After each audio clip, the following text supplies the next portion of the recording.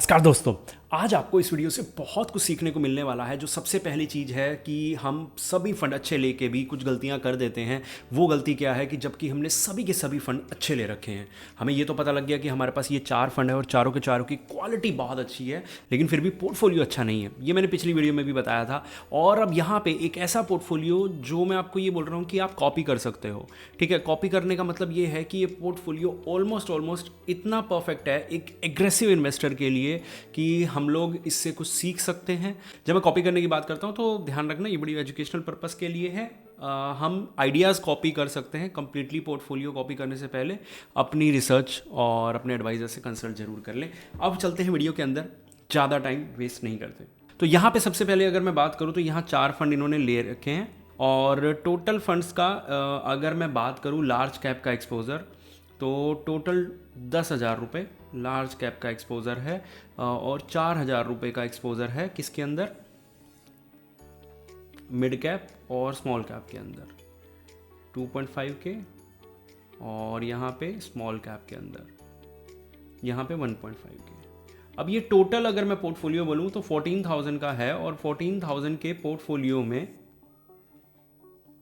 आपका अगर सिर्फ और सिर्फ 10% स्मॉल कैप है और मुश्किल से 20% भी पूरा नहीं है, 15-18% आपका मिड कैप है, तो ये आपका मिला के एक बिल्कुल सेफ क्राइटेरिया हो गया कि आप इतना ही रिस्क ले रहे हो। उसके अलावा सारी डिपेंडेंसी आपकी इसके ऊपर है।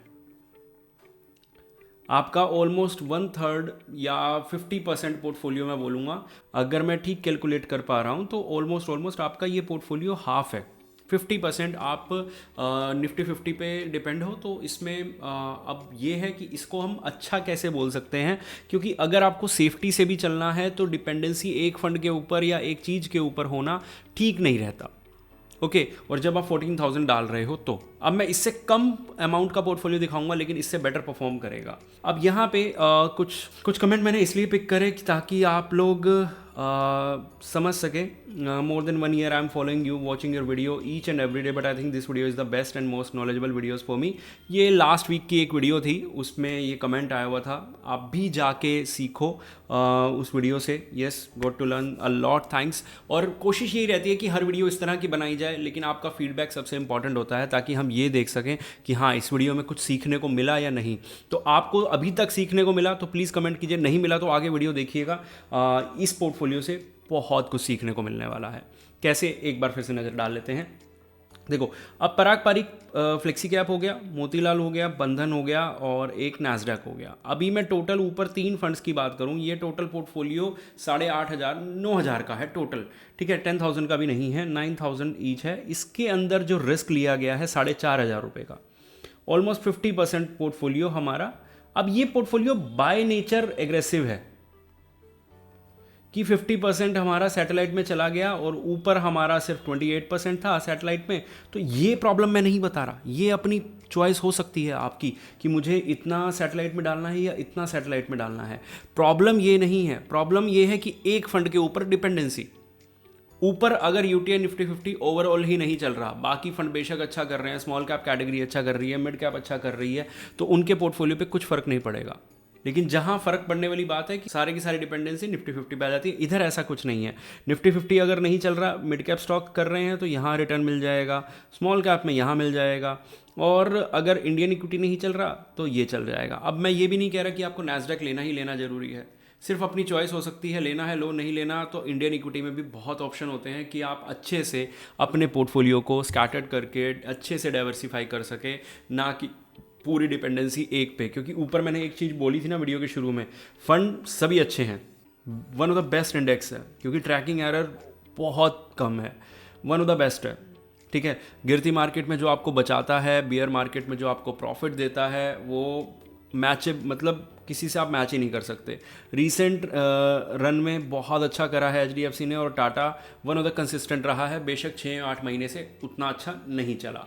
ठीक है, अब ओवरऑल अगर मैं इस पोर्टफोलियो की बात करूं तो क्वालिटी वाइज पूरा अच्छा हो गया, लेकिन एलोकेशन खराब होने की वजह से इन क्वालिटी का कोई फ़ायदा ही नहीं है। और एलोकेशन में ख़राब इसलिए बोल रहा हूँ कि अगर आपको सेफ्टी भी चाहिए होती है ना, जैसे अब इन्होंने बोला कि मुझे सेफ्टी चाहिए थी इसलिए मैंने सिर्फ और सिर्फ इंडेक्स ले लिया, तो भी आप डाइवर्सिफाई कर सकते हो।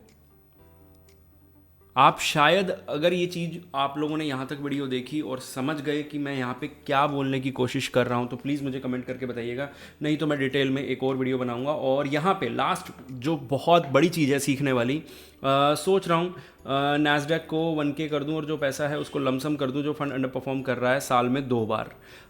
कोई फ़ायदा नहीं है ये चीज़। आप पहली बात तो डिसिप्लिन से नहीं कर पाओगे। मैं पता है, मतलब मैं बहुत विश्वास के साथ बोल सकता हूँ, मैंने बहुत सारे क्लाइंट्स देखे हैं, ठीक है, जो हमें शुरू में ये बोलते थे, इसलिए हमने लमसम वाले क्लाइंट्स ही लेना बंद कर दिए, जो सिर्फ और सिर्फ लमसम से पैसा बनाना जानते हैं। क्योंकि डिसिप्लिन के मामले में जीरो होते हैं ये लोग, बिल्कुल डिसिप्लिन नहीं होता। और सबसे ज़्यादा गलतियां भी ये लोग करते हैं जिनको लमसम से, और इस बारे में कभी और बात करेंगे, या फिर जब मैंने बोला ना कि नए चैनल पे बात करेंगे, हम नए चैनल का टेलीग्राम भी प्रमोट कर रहे हैं, आप ज्वाइन कर सकते हैं, आप हेल्प कर सकते हैं हमें वहाँ पे।